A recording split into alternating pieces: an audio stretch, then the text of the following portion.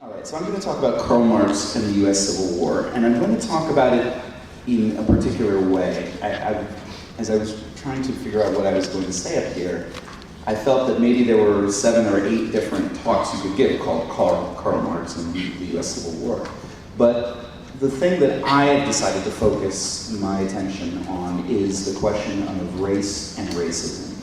There's a critique of Marx that you find in, let's say, college courses, workshops here and there, that goes something like this. Marx is fantastic when it comes to understanding the economy, understanding capitalism, but he's bad on race. It's a blind spot for Marx. He's Eurocentric. Some say he falls into the same patterns of thought that the Enlightenment Eurocentric thinkers fell into, and though he's critiquing them, he's just like them. And that one way or another, Marx is not a reliable go-to person for a framework or understanding, a critique of racism. That in some way it's either a blind spot or where he does talk about it, it's inadequate. And the more you investigate the actual historical record, the funny thing about that is that Marx surprises you on that score, on that particular score again and again. Now, it's true he never wrote an extended theorization of race. There's no Marx on race pamphlet that you can read, or a book that Marx wrote about racism or race or racism itself. What we have are fragments, which I understand methodologically is an inferior approach, perhaps. But I think that when you lay these fragments by each other, that what you end up with is more than just fragments. You end up with a view of racism in relation to capitalism as it's unfolding in Marx's day. And all of this comes out quite forcefully, I would argue, during the period of the US Civil War, as I went to show. Now, Marx saw, of course, famously, that one of the central contradictions of capitalism was that alongside producing incredible, unheard of wealth, it also produced tremendous, previously unheard of suffering, and that those two things, Marx would argue, were two sides of the same coin. But he did also perceive that there were, in some cases, specific dimensions of that suffering that were very much directed at specific so-called races. In particular, Marx understood that the Africans kidnapped for plantation labor in the New World were playing a pivotal role in world history by what they were doing there. In fact, that word pivot is...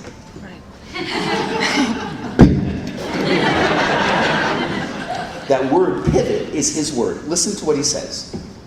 Direct slavery, what's going on in the New World, is as much the pivot of our industrialism today as machinery, credit, etc. Without slavery, no cotton. Without cotton, no modern industry. It is slavery which has given value to the colonies. The colonies have created world trade. World trade is the necessary condition of large-scale machine industry.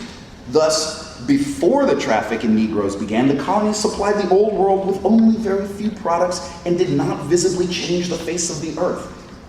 Slavery is therefore an economic category of the utmost importance. So rather than a kind of,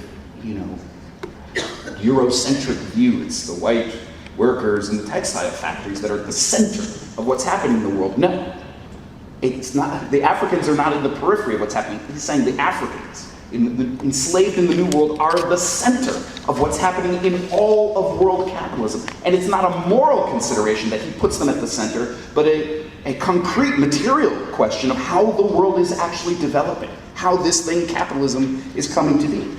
As Marissa mentioned, there's a talk later on, Friday. Yes. On the role of black slaves in pushing forward their own emancipation during the Civil War. And mostly a lot of that history is hidden from us. The history of slave revolts, the history of what black people did to emancipate ourselves in the context of the Civil War. And a lot of analysis focuses on what white people were saying and doing, not what black people were saying and doing.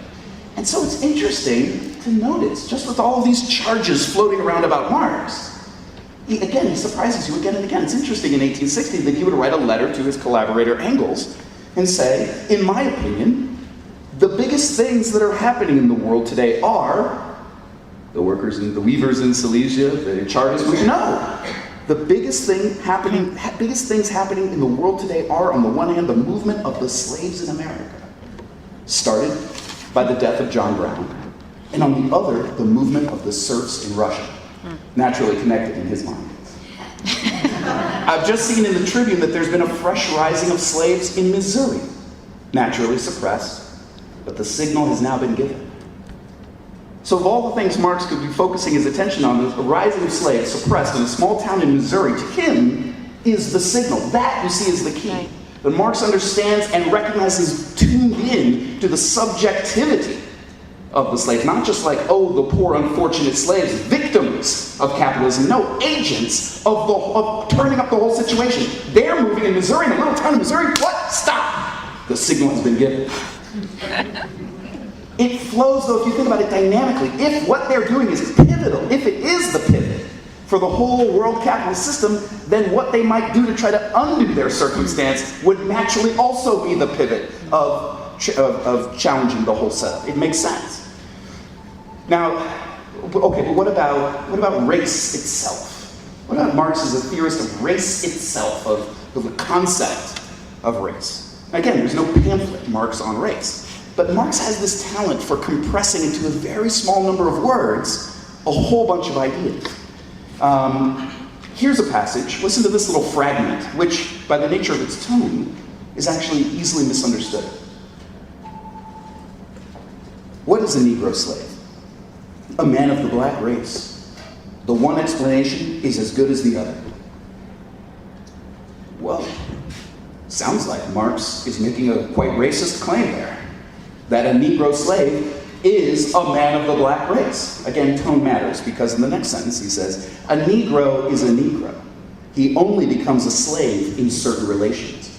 Oh, so in those first part, he's referring to the idea that's out there, that everybody thinks that a Negro slave is a man of the black race, and that one explanation is as good as the other, and then no, he changes the tone and says, no, actually, a Negro is a Negro. He only becomes a slave in certain relations. He goes on. A cotton spinning jenny is a machine for spinning cotton. It becomes capital only in certain relations. Torn from these relations, it is no more capital than gold in itself is money, or sugar, the price of sugar. So just like gold is not intrinsically money, just sitting there on the ground, only in certain relations does it become money, so too, Marx argues, a Negro is not intrinsically a slave. Only in certain relations does he arrive in that condition. That's pretty damn good. For the middle of the 19th century, this white guy never set foot in the US. He's not saying, oh, the poor victims, well, you know, they shouldn't vote, but we shouldn't enslave them, as some abolitionists thought. No, he's saying, in addition to all of the horrors of slavery, the racist things that you're saying about these people are not true. In fact, the whole concept that you have of race is historic and not intrinsic to those people that you're saying those things about. That is pretty darn good from this little fragment. He's ridiculing the idea. So while Marx understood in one moment that capitalism is essential to the development of world capitalism, the pivot, but that changes. And actually there becomes another moment where there grows to be a tension between the rising modern capitalist industrial states of the North and the plantation slavery that's going on in the southern states. And as this tension between them comes to a head, and as the relation between them is changing, I think Marx again puts his finger on what the struggle is all about. He says, the present struggle between South and North is nothing less than a struggle between two social systems. The system of slavery and the system of free labor. The struggle is broken out because the two systems can no longer, they did before, can no longer peacefully coexist on the North American continent. It can only be ended by the victory of one system or the other. Now we know from our history text that the South, the southern states, formed their own thing, they seceded, Marx ridiculed and pointed out that they had the audacity to fight for the freedom of enslaving other people. And while the South openly said that, I mean, this is what this is about. the North did not come out and say, we're for abolition. They're fighting for slavery, we're fighting to end slavery. That was not their line at all. In fact, the line of the leading lights of the North, exemplified by the newly elected President Abraham Lincoln, was along the lines of, yes, slavery's wrong, sure, but it's also the law. And we have to uphold the law, and we're part of this country with these people, and we're going to work it out, and we're certainly not going to invade them or terrorize them or do anything like that. We're going to strike a bargain. Marx and Engels, though, supported the North from the beginning of hostilities. Not, certainly, because of all this waffling and wavering going on, but despite it. They write countless articles, journalistic type articles, to explain to their readers in not just in like left-wing newspapers, but in mainstream newspapers as much as they can get out. They write blistering critiques of the Union generals, of their idiocy, of their failures to prosecute the war in a proper way. They critique the politicians, they critique Lincoln. They take this stance because they recognize the fundamental issues at stake, which are at stake, despite the attitudes of the Northern leadership. The question of who's going to control the United States. Is it going to be the slave owners who control the entire United States? Marx writes, the whole movement was and is based, as one sees, on the slave question, not in the sense of whether the slaves in the existing slave states should be emancipated or not, but whether 20 million free men of the North should subordinate themselves any longer to an oligarchy of 300,000 slaveholders. It's interesting to note there that Marx pits the whole population of the North against the slaveholders only of the South, not the whole population of the South. In fact, he writes quite at length about a kind of state-by-state analysis of the Confederacy and tries to show the dissension and conflict going on and how, again and again, it's the slave owners, that tiny minority of Southern whites who own the vast majority of the slaves, who strong-arm the policy of secession and push it through. 300,000 families out of about 7.5 million Southern whites. Now, Marx is living in London during this time. Marx is in England. And the British ruling class, whose views are represented in The Economist magazine, then and now, are immediately on the side of the South, upon whom their livelihood depends. I mean, where did their docks come from? Where did their textile factories come from? Where did their shipbuilding come from? Where did their banks come from? Where did their insurance companies come from? Where did any of it come from, if not from cotton? And from working up that cotton from those plantations on their shores. So the British ruling class knows which side of their bread is buttered, so to speak. And they immediately began campaigning to intervene on the side of the South in the Civil War. And the Economist, there's all kinds of interesting back and forth where he takes apart their arguments. They're terrified of the prospect of a slave revolution. They're worried that it will come to them. And they're like, trying to scare their audience with the prospect of, can you imagine a slave revolution? Marx is like, right, exactly, a slave revolution. Right, exactly, yes.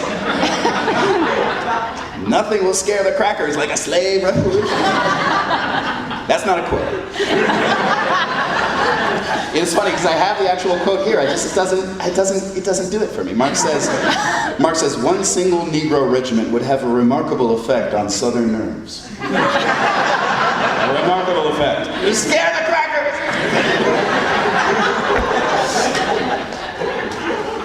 So let's translate. Bring it up to date. Marx regularly would remind his readers that this whole thing was initiated by the South. This is their doing.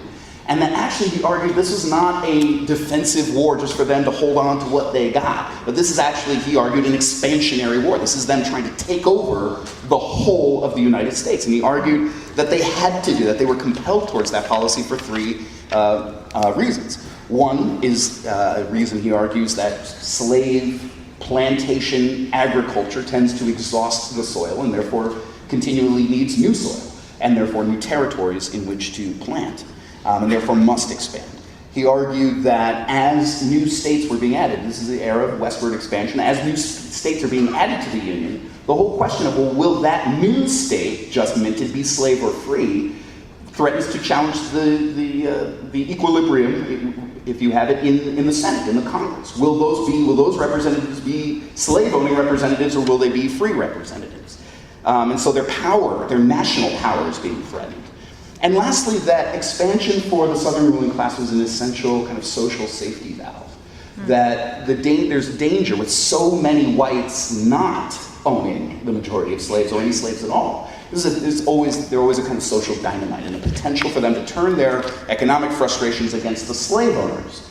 And so the expansion gives them the opportunity to dream big, to have a possibility that they too will arrive in the same condition. They can go conquer that territory and set up shop for themselves. After going through all of this about the expansionary aims of the Confederacy, Marx says the Union would thus not in fact be dissolved, but rather reorganized. A reorganization on the basis of slavery, under the acknowledged control of the slave-holding oligarchy. The plan for such a reorganization was openly proclaimed by the leading Southern spokesman at the Montgomery Congress and accounts for the article of the new Constitution, which leaves open the possibility of each state of the old Union joining the new Confederacy. The slave system would thus infect the whole Union. Well, wait a minute, are they going to have plantations in Massachusetts? I mean, what are we really talking about here? In the northern states, he says, where Negro slavery is in practice inoperable, the whole working class would be gradually reduced to the level of helotry, to mere slavery. This would be in full accord with this is Marx. This would be in full accord with the loudly proclaimed principle that only certain races are capable of freedom. And as in the South, actual labor is the lot of Negroes, so in the North it is the lot of the Germans, the Irish, and their direct descendants. It's just very interesting to note here that Marx counts among the dangers of a Confederate reorganization of the entire United States, that the country be reorganized along a racist principle, and that would become the guiding principle for all laboring people. Now look, I know there's a debate going on about all of these things. There's a debate about the Civil War, about the American Revolution. Many of the combatants are here in the room. So far, sitting next to each other quite peacefully. I understand that. There was a really great, I just acknowledge that to say that I'm not really addressing that here, and I just want to acknowledge that. There's a really great exchange in the journal, Historical Materialism, back and forth, that I think is very much worth reading, and that I learned a lot from. For what it's worth, I do want to say one thing, which is that I tend to agree with the idea that it's useful to view the Civil War through the lens of what you might call bourgeois revolution, where, and I understand Neil Davidson and others have done an important job of interrogating the concept of bourgeois revolution, and that it needs to be separated from the concept of any kind of a struggle for democratic rights, because we see again and again what's so common about bourgeois revolutions is that at their core, they seem to be about setting up the political and economic conditions necessary for the accumulation of capital, not setting up democratic rights. Wherever you see a struggle for democratic rights, it's because working and laboring classes have pushed that forward.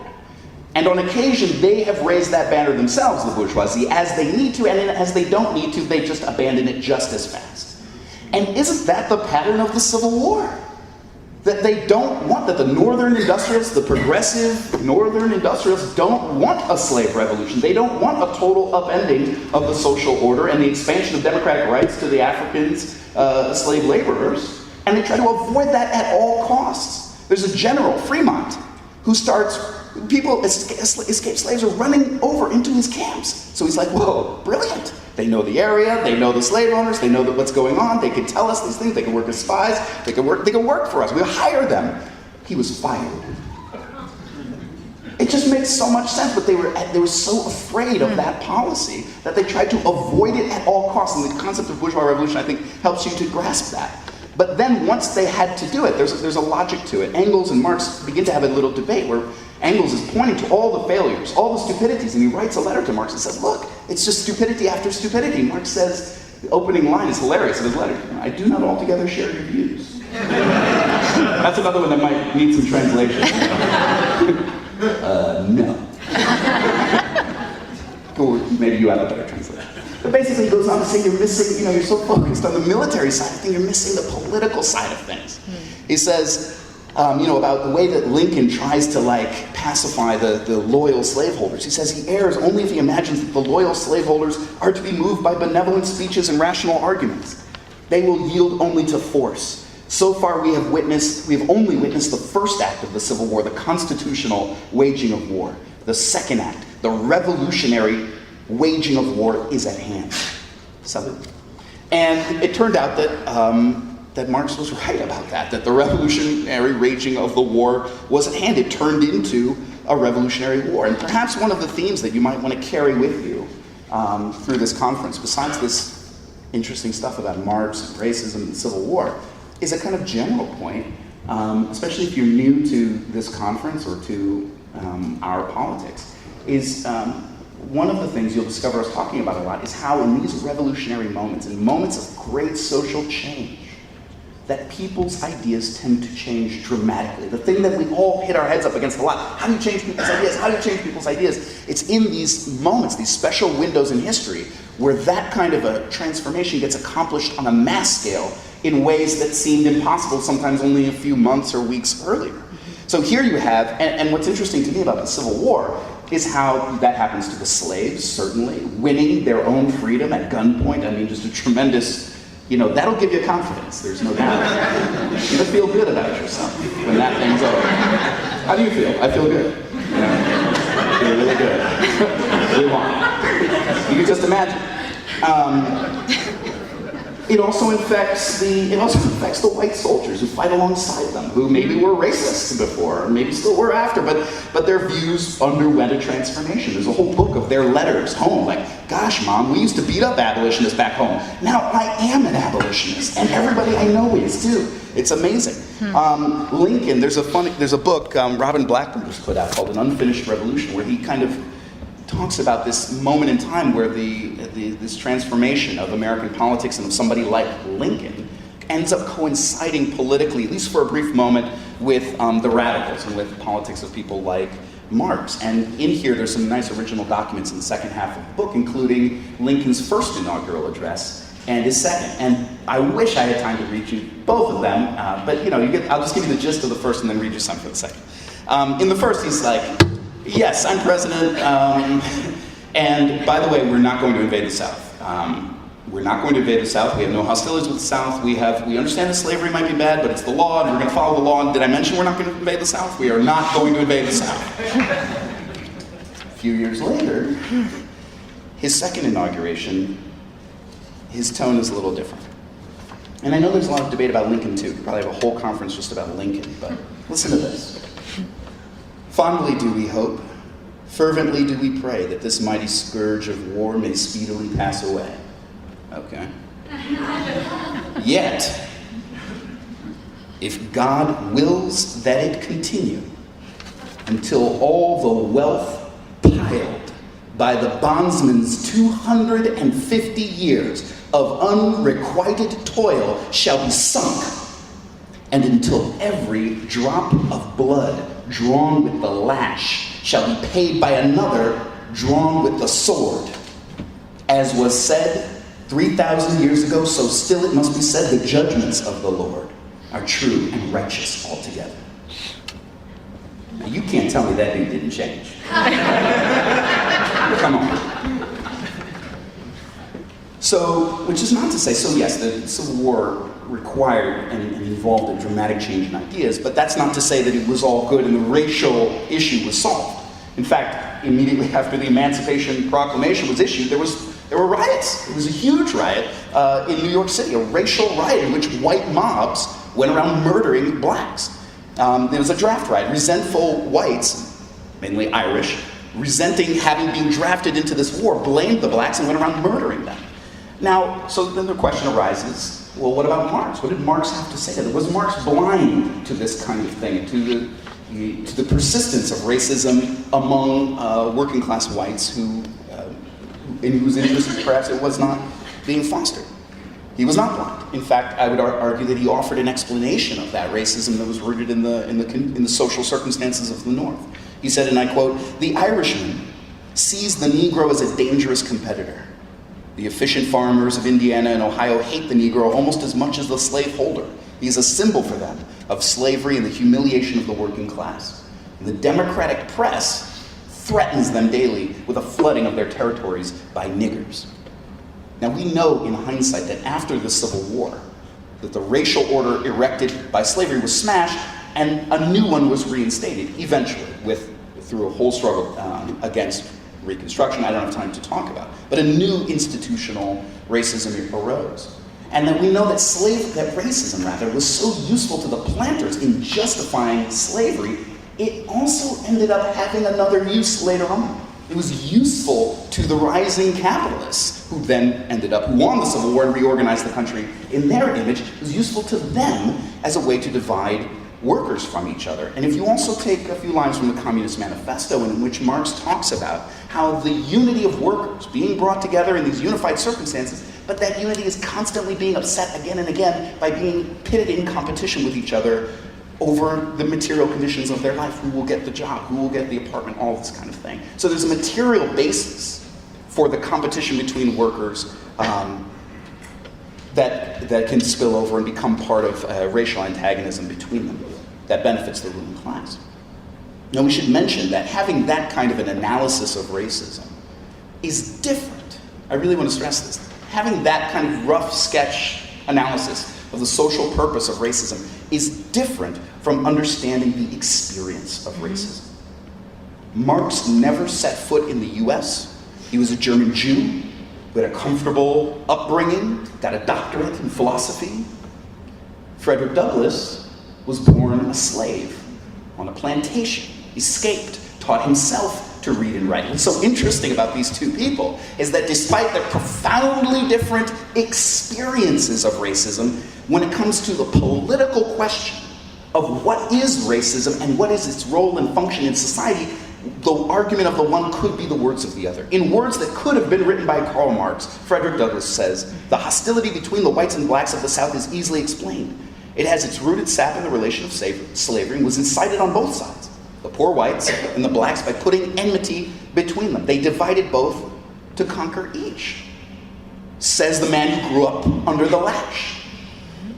After the slaves became free and the Civil War was over, Marx went on and said more about racism, not just about slavery, racial slavery, but about racism in the New World that was developing after slavery. He compared it to the prejudices between the English and Irish in Britain. He said, "Every industrial and commercial center in England now possesses a working class divided into two hostile camps, English proletarians and Irish proletarians. The ordinary English worker hates the Irish worker as a competitor who lowers his standard of life. In relation to the Irish worker, he feels himself a member of the ruling nation, so turns himself into a tool of the aristocrats and capitalists of his country against Ireland, thus strengthening their domination over himself. He cherishes religious, social, and national prejudices against the Irish worker. His attitude toward him is much the same as that of the poor whites to the Negroes of the former slave states of the USA." And to the charge that some throw out that Marx did not account for skin color in his formulation of capitalism, we need only to open Marx's book titled Capital and turn to the part where he talks about skin color.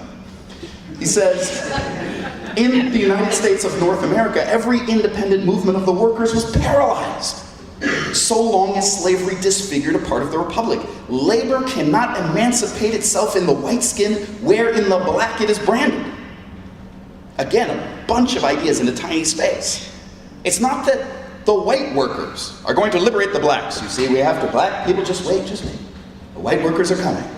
And they're going to raise a mighty movement that will free you, see. Just I know you have a problem with racism, just hold on. No! It's the opposite. The white workers are paralyzed. They're absolutely paralyzed. They can do nothing because of the condition that the black workers are in, because of the whole racial prejudice situation. So that must be dealt with if this thing is ever going to get off the ground. In fact, there's a book called Marx at the Margins, where Kevin Anderson, I believe, where he begins to go through some of these different arguments about different periods of time, and he makes an argument about the question of the Irish and English, and shows how in earlier periods Marx and Engels thought, well, yes, the Irish are an oppressed colony, it's the English workers that will free them, and then they start to dig into it for these reasons, saying, no, actually it's the other way around. English workers will never get out of the that they're in as long as Ireland is oppressed. That labor in white skin can never be free as long as in black it's branded. That race, rather than being a secondary consideration, something put off till later, it's essential, it's central, it's now, it's the thing, the key thing, the pivot that must be turned in order to unlock the whole thing. How much time do I have left? Oh, great. Okay. So let me just sum up a little bit what I've tried to argue to this point. That, okay, we can just be done with the argument that Marx had nothing to say about racism, blind spot, Eurocentric, let's just be done with that. Second thing, if only. Second thing is that I think we should recognize that Marx was right on in saying that racism is a historical thing, not an internal, intrinsic thing about a person, that race itself is an historical concept.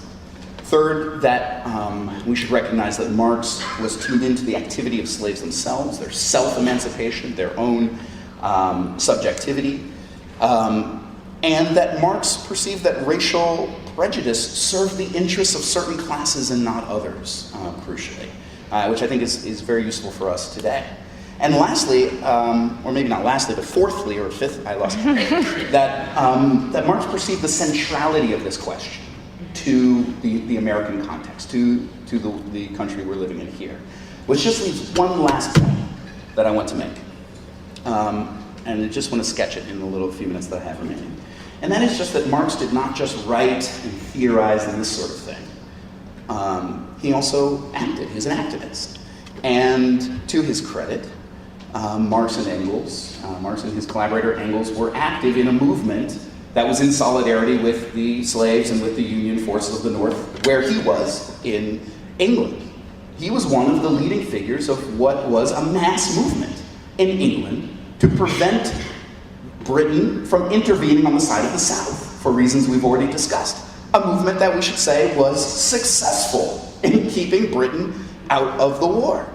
W.E.B. Du Bois and others have written about this, about these mass meetings in London where labor leaders are speaking and Chartists are speaking, and Marx is up there addressing the crowds, talking about the importance of the struggle against slavery and rallying people in solidarity with that cause, which is even more amazing when you think about how many people in those audiences' jobs probably depended upon the export of cotton to the textile industry. And actually it was this anti-intervention, anti-war, well, not anti-war, because they were for the war, anti-intervention activism that helped to bring about what we know today as the first international, called the International Working Men's Association. And it's on behalf of the International Working Men's Association that Marx actually drafted a letter to Lincoln, congratulating him on his re-election. Lincoln's secretary drafted a very warm reply. It's like, wow, these two exchanged letters. Not in an informal, Abe kind of way. Abe, man, you've changed. So did you are. But in a mediated way, and briefly, very officially. But again, something that's in the Robin Blackburn book is the actual the back and forth, just the one and the one. But it's fascinating. And here again, you see Marx compressing a whole lot of ideas into just this very brief letter. He actually says it was much harder than writing a book just to write this one letter to Lincoln. I can't read you the whole thing, but I will give you a little bit. To Abraham Lincoln, President of the United States of America. Sir, we congratulate the American people upon your re-election by a large majority. Not you, but the American people. We congratulate the American people upon your re-election. And then he gets right to it, no wasting time. If resistance to the slave power was the reserved watchword of your first election, the triumphant war cry of your re-election is death to slavery. Hint, hint. Blah, blah, blah, blah, blah. Okay, let me read you this one. While the working men, the true political power of the North, allowed slavery to defile their own republic, while before the Negro, mastered and sold without his concurrence, they boasted it, the whites, they boasted it the highest prerogative of the white-skinned laborer to sell himself and choose his own master. The language is a little funny, but he's basically saying while all of that was going on, they were unable to attain the true freedom of labor or to support their European brethren in their struggle for emancipation. But this barrier to progress has been swept off by the Red Sea of civil war. The working men of Europe feel sure that as the American War of Independence initiated a new era of ascendancy for the middle class, so the American anti-slavery war will do for the working classes. They consider it an earnest of the epoch to come, that it fell to the lot of Abraham Lincoln, the single-minded son of the working class, to lead his country through the matchless struggle for the rescue of an enchained race and the reconstruction of a social world. I mean, wow, that's a perspective for radicals in the middle of a bourgeois revolution. This thing is an enormous barrier to progress. It must be swept away. Here we go into the Red Sea of civil war. And what's further amazing about this moment in time is that there were activists here in the United States, communists, imbued with that very perspective. Marx and Engels, there's a whole wave of people who come from Germany, refugees from the mid-century revolutions, who had some experience in these struggles for democratic rights. Some of them were communists, and some of those communists were personal friends of Marx and Engels, like in correspondence with them during the Civil War. And it's amazing the way that these German-speaking activists were also staunch anti-racists. One of them, August Willich, led a multiracial torch-lit procession through the streets of Cincinnati when John Brown died. And at the end of it, they fired off guns, and blacks and Germans, speaking in German, gave speeches against the Democratic Party and against slavery and racism. They had communist clubs all over America, but they disbanded them when the war began. I mean, these people had their priorities straight. And they rushed into the Union Army. And because of their clarity, because of their confidence and their courage, they tended to rise in the ranks of the Union Army. Some of them became officers, communists in the American military. And at least one of them, August Willich, just mentioned, became a general. The first and only communist ever to become a general in the US military. He had the respect and affection of the common soldiers under him because he shared their privations and was always in the lead when the fighting was thickest and treated them like men, not dogs. On returning to camp, he would put his troops at ease, address them as citizens, and proceed to lecture on socialism.